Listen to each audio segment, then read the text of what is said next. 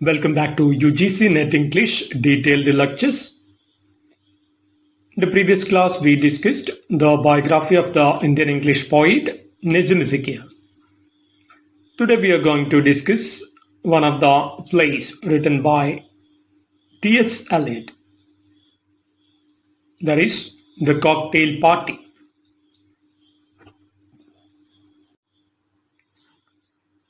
The Cocktail Party, performed in 1949, and it was published as a book form in 1950. T.S. Eliot, 1888 to 1965.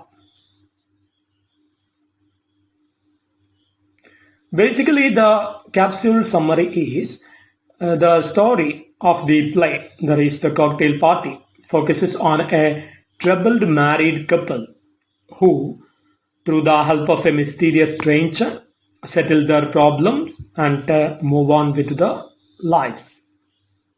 So that is the capsule summary. So we know that T.S. Eliot has written total 7 plays. So this is one of the plays. And basically the source for the play, the elements, the inspiration for the play, he has based the play on one of Euripides' plays, that is Alcestis. So the elements of the play are based on Alcestis, an ancient play written by Euripides. And T.S. Eliot's play, The Cocktail Party, was first performed at the Edinburgh Festival in 1949. And as we said, published in book form in 1950.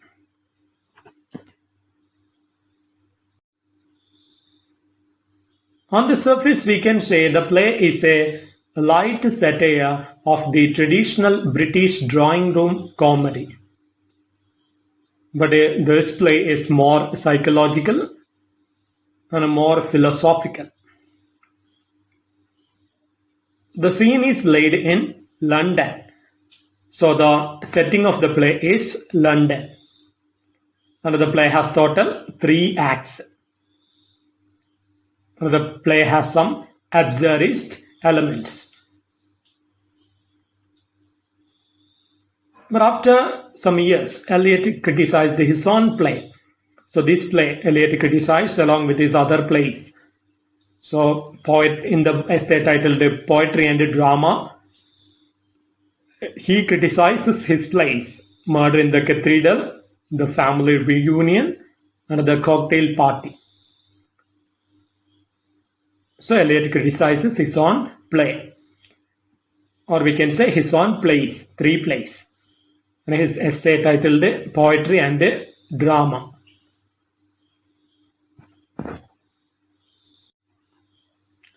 Now let's analyze the themes of the play. The isolation of the human condition, the Christian martyrdom, relationships, struggle, acceptance, philosophy and existence, public versus private, love, etc. These are the main themes. The isolation of the human condition, the Christian martyrdom, relationships, struggles, acceptance, philosophy and existence, public versus private, love, etc. The play begins with the lines. The first act begins with lines spoken by the character Alex. Alex says, "You have missed the point completely, Julia. There were no tigers. That was the point." So with these words, the play begins. Alex says, "You have missed the point completely, Julia. There were no tigers. That was the point." And the play ends with the lines spoken by the character Lavinia. "Oh, I am glad it has begun." So Lavinia, With the words of Lavinia, the play ends. And Lavinia says, "Oh, I am glad it has begun."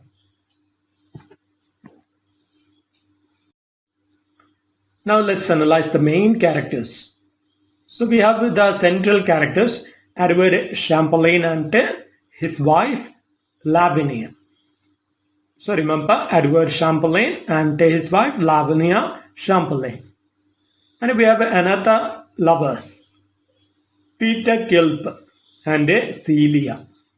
Peter Quilp and Celia. They are lovers, but Edward Chamberlain falls in love with Celia, or we can say they lead a secret relationship. They carry on with a secret sexual relationship. But we know that Edward is married to Lavinia. So without Lavinia's knowledge, Edward keeps a relationship with Celia. So Celia is the love interest of Peter Quilp. And another main character is Sir Henry Harcourt Raleigh. Sir Henry Harcourt Raleigh. He is a psychiatrist. He's a therapist, or we can say a psychiatrist. He is the one who solves the problem between these couple.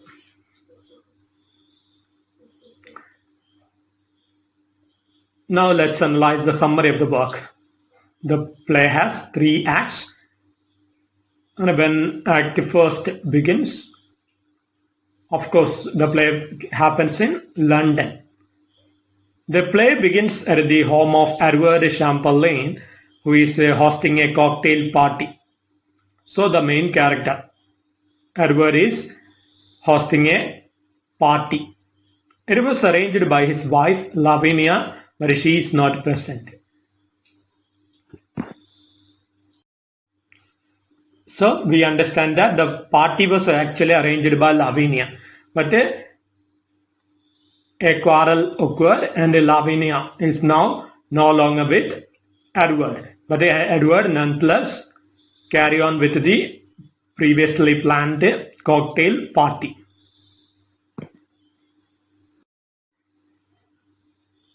So we understand that Edward's wife Lavinia is no longer with him because she has found out Edward's secret relationship with Celia.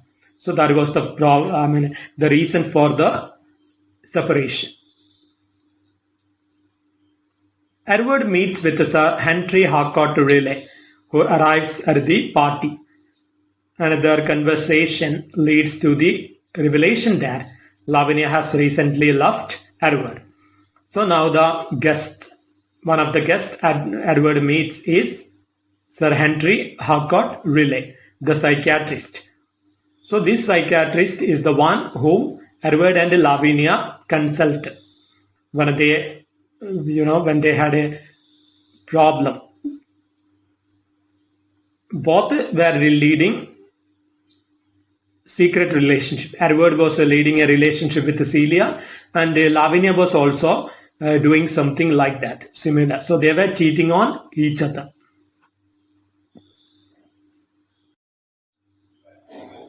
So they were secretly consulting the psychiatrist, Sir Henry Harcourt Raleigh.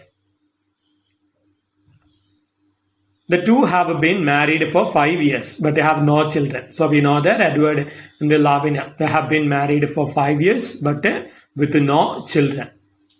So now she is no longer with him. Edward makes clear that he is determined to get her back to his life, but Edward still wants Lavinia to come back to his life. So Henry Harcourt Raleigh then promises to return the next day with Lavinia before he leaves. So the psychiatrist understands that he wishes to get his wife back to his life and they live a decent life.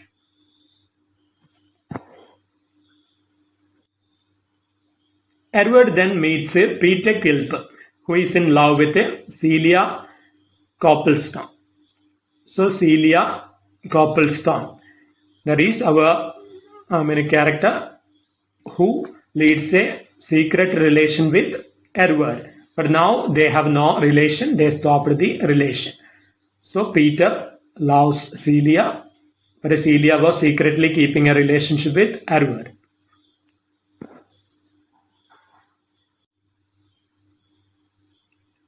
We learn that Edward and Celia have been carrying on an affair secretly, but they end it later.